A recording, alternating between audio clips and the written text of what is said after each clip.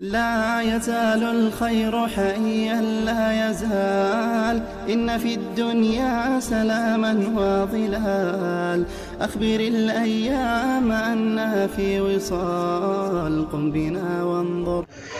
الحمد لله وكفى وسلام على عباده الذين اصطفى اما بعد اقامت کے آداب نمبر 1 مسنون طریقے پر اقامت کہنا۔ اقامت کا مسنون طریقہ یہ ہے کہ اولاً ایک سانس میں 4 مرتبہ اللہ اکبر کہا جائے اور ہر اللہ اکبر کی راہ پر سکون کیا جائے، اور اگر ملا کر پڑھیں تو راہ پر زبر کی حرکت ظاہر کریں۔ راہ پر پیش پڑھنا خلاف سنت ہوگا۔ اس کے بعد ایک سانس میں اشہد اللہ الہ الا اللہ، اشہد اللہ الہ الا اللہ پڑھیں اور اللہ کی ہاں پر جزم پڑھیں۔ اس کے بعد ایک سانس میں اشہد ان محمد الرسول اللہ، اشہد ان محمد الرسول اللہ پڑھیں اور ہر کلمے پر آخر میں جزم پڑھیں، اعراب ظاہر نہ کریں۔ اسی طرح ایک سانس میں حی علتین یعنی حی علی الصلاح، حی علی الفلاح کہیں۔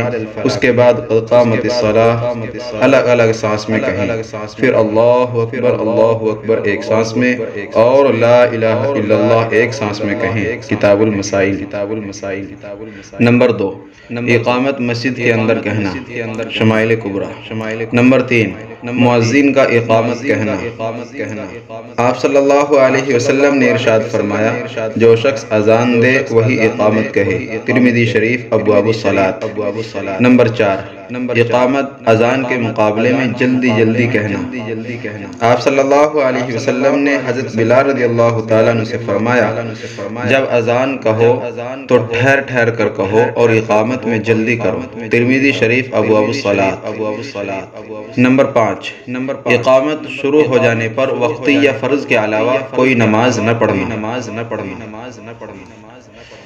آپ صلی اللہ علیہ وسلم نے ارشاد فرمایا، جب نماز کھڑی ہو جائے اقامت کہی جائے تو فرض نماز کے علاوہ کوئی نماز نہیں۔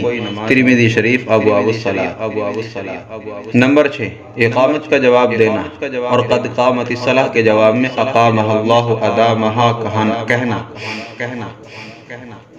حضرت شہر بن حوشب رضی اللہ تعالیٰ عنہ فرماتے ہیں کہ حضرت ابو امامہ رضی اللہ تعالیٰ عنہ سے یا کسی اور صحابی سے منقول ہے کہ حضرت بلال رضی اللہ تعالیٰ عنہ نے اقامت کہنے شروع کی۔